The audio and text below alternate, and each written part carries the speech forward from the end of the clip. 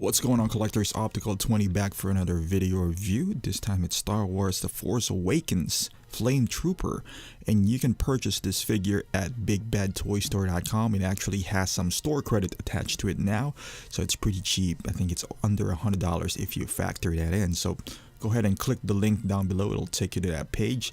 As far as the box, I normally have a different style in the box, but the boxes for Star Wars are just, not gonna lie, it's plain boring, just black with like a little bit of gray on it. I've reviewed a bunch of it now, so there's really nothing exciting going on there. So I'll just do a motion in there. This is it. It's a nice figure. There's a lot of things that you can do about it, but they have this uniform style as far as art, art box with Star Wars. It doesn't matter if it's Rey, a flame trooper, like whatever, a regular stormtrooper. The inside is actually pretty good. The good thing about this flame trooper is that if you know Photoshop, and you can copy and paste the same flame trooper, you got two of them, and if you can recreate this fire effect, then that would make a whole lot of cool features moving forward with this figure. Put him in a different setting and then create that flame effect on Photoshop, and so you can be creative and do some cool things in him. As you can see here, this is the inlay. And you can recreate the village scene and all that good stuff. As far as accessories, he comes with decent amount of accessories. Like when I store this accessories, I put them on a container, and I just realized that he uses pretty much the same gloves as a regular stormtrooper. But so I can't really mix them, because otherwise I'll just get confused which one is which. So I suggest you don't mix them up.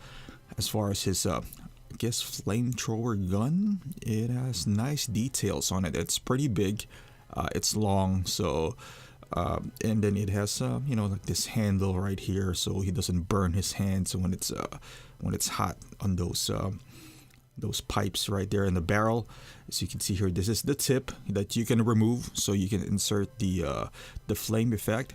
But lots of cool details in here. This is a bit tight on the trigger finger hand, so just expect some paint rub. However, like I would display this with this flame thrower at all times, so I'm not worried about that paint rub at all. So it doesn't bother me. Even if I did sell this, I'm assuming the one who's gonna buy this would do the same thing and display him. Why wouldn't you display him with his hand? It's just one of the reasons why you bought him. This is the flame effect, which is, I think it's pretty cool. A lot better than the Iron Man Mark 1. This one has from transparent one going all the way to being a full-blown flame. And if you put this on Photoshop, that would be kind of like what my thumbnail is. It's going to be blurred anyway, so it goes for a really cool effect. If even if you don't know how to do let's say a flame effect in Photoshop, or so, as long as it's blurred, it would do. Yeah. As far as the tank on his back, it is magnetized, and there's a lot of moving parts, a lot of details in it. It's not too heavy, so which is good. It doesn't put too much stress on the figure. This hose right here moves around. I have not used a flamethrower in my life, but I can imagine this should be heavy and huge, and there's a valve underneath. Some sorts of control and whatnot. I can imagine this would be a pain in the ass to carry around. And his base, we've seen this all before. There's a regular base for First Order Flame Trooper. Again, I love this. I love the idea of the flamethrower as well. I like all the design of this stormtroopers from this new trilogy of Star Wars. At first, I didn't. I was more of an old school guy, but the longer I look at them, especially the regular stormtroopers, it just kind of grew on me. They look more menacing, honestly, and they actually hit their target every once in a while. But as far as the flamethrower too, I do like the design. He it is what it is. He does what he's a special. He specializes on one thing. I like the idea that it is magnetized. The tank in his back, and there's like a little section where you would kind of just prop it so it doesn't wobble around, because it's a big piece, But yeah, overall, it is pretty much the same material as the regular Stormtrooper, so you won't see crazy articulation, especially on the legs. But as far as the arms, I don't know if you really need any articulation as far as the legs with the Flamethrower is concerned. It's not like they're not gonna kneel down or open their legs while burning someone. So I guess you can somewhat rationalize the lack of articulation. However, I still wanted, maybe it's the pants that they use, the underpants, the black portion on the legs. It's really not stretchy, so that's what's preventing all the Stormtroopers from moving their legs freely. And that is the section kind of like where it props the tank on his back. So there's a clip that would kind of just sit on it.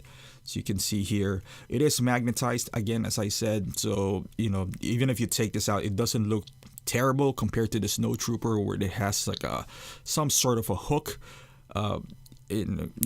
Most people probably say that this is not movie accurate, kind of like what they're saying about Age of Ultron, Captain America compared to the the Civil War Captain America. They're saying that the reason why he doesn't have the magnet is it's movie accurate because he didn't have the magnet. I think is more of a convenience. If you tell me that they're gonna do the same thing with let's say Iron Man, from all his pieces, that it's all gonna be magnetized instead of kind of snapping it in, I'll be happy, because there's less chance of breaking tabs. But let's not make excuses for Hot Toys being lazy, or trying to spend more. I'm guessing having things magnetized would cost them a little bit more money as far as engineering and maybe materials is concerned, compared to just putting a tab out there and hooking things, kind of like with the old Captain America, which is prone to breaking his straps anyway. So with this, it looks better. Even if you want to display him without the tank, let's just say he's on his day off and he's just casually walking around in his suit, so he doesn't want to wear his tank with him. So as far as the head sculpt, I really like the helmet. I mean, if you pay close attention, there's the lines inside. The paint is not really that refined, but it's okay. It's the Stormtrooper. Just be careful. The head is not sitting too well, so a little bit of wobble can drop it. And then if you take out the head sculpt, there's like an extender as well, so you can't push. I mean, I guess you can remove that extender, but you can't push it all the way down, I guess, to have it sit a little bit higher. I don't know, but just be careful, because if you drop this thing, it's all white and shiny, which I did. You're gonna have like a dent or a little bit of scratch, and it just doesn't look too nice. I got mine. It has a little bit of scratch in there, which I really don't mind, because it's bound to happen in this kind of figures, regardless of what you do, just bound to happen. I have my Stormtrooper for years now, and I don't remember doing anything with it or touching it at all, but it has a little bit of scratches, whatever. But yeah, I'm just saying, be careful. Ideally, it's not a fingerprint magnet. It's a dust magnet if it's not inside a case, but it's I would suggest you buy those cloth gloves, so when you handle them, it's a little bit more freely, as I would say. And here is the figure itself. It's pretty cool, so let me just turn him around here. And there, you see what I'm using right now? I bought it from eBay. I bought 5 of those for like $2.50. It took maybe 2 or 3 weeks to came in here. But you don't need them for every figure. Somebody like Captain Phasma, for example. This guy, you're holding Iron Man, because I highly suggest not to wear those latex gloves. I've seen some reviewers hold, the one that you use in the hospital, which is, we have a lot at home because we used it for cleaning stuff. Yeah, especially on Iron Man, because you don't know if those paints are gonna transfer. They're rubber. And then you're holding the figure sometimes when you're squeezing them because you're trying to remove a part, or whatever the case may be. But this cotton gloves, they're not going to scratch the figure, or I'm guessing not going to do any paint transfer. So at least I haven't experienced so. And this is him with the flame effect. So it's a little bit long. So if you have him on this effect, be prepared to have a lot of clearance in the room because yeah, his gun basically extends. See that? I hit something. I'm gonna move him a little bit more. But yeah, look at that. It looks cool when it's blurred out. So when it pans out and it doesn't focus on the flame. So when you're taking a picture with this figure with the flame effect on, I highly suggest, you know, focusing on the guy. Put your aperture at around, I don't know, maybe 4 or under, so you get that bokeh effect. See that? See that effect right there? That kind of circular thingy, like an explosion of the flame.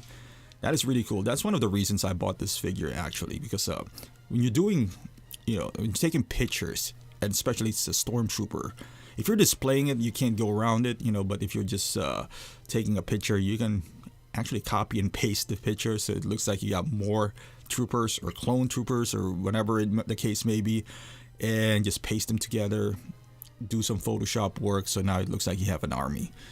But displaying wise, you know, obviously you want Kylo Ren in front with 2 basically stormtroopers in the back, and it looks pretty awesome there. And here it is.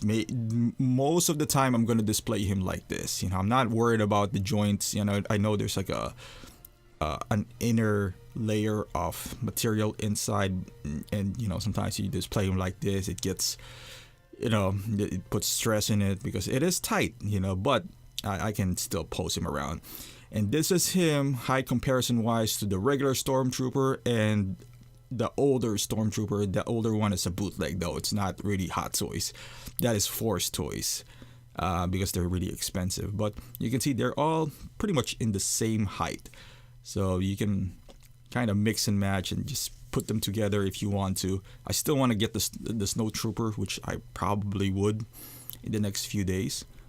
And there he is, standing with his 2 guys. It's pretty darn cool, if you ask me.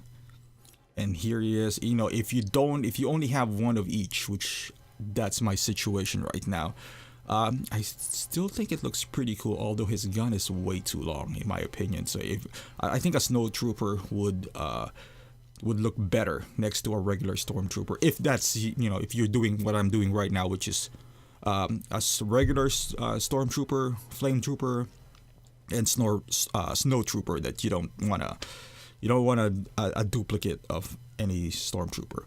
And that's it, you guys. You know, I wouldn't have bought it again if this wasn't on sale. The regular price of this is $250, which is ridiculous. I wouldn't have bought it for $170, not even $150. But the deal on Big Bad Toy Store right now is you buy this for $250, and then you get, I believe, a 125. No, this is for $234, and you get $150 back. So essentially, this figure, if you factor in the rebate, which I would use, so I don't know why people were saying that, oh, it's not $85. Well, yes, it is, because if you factor in that store credit that you're going to use for a future product, then it would be $85, which I don't know why you wouldn't.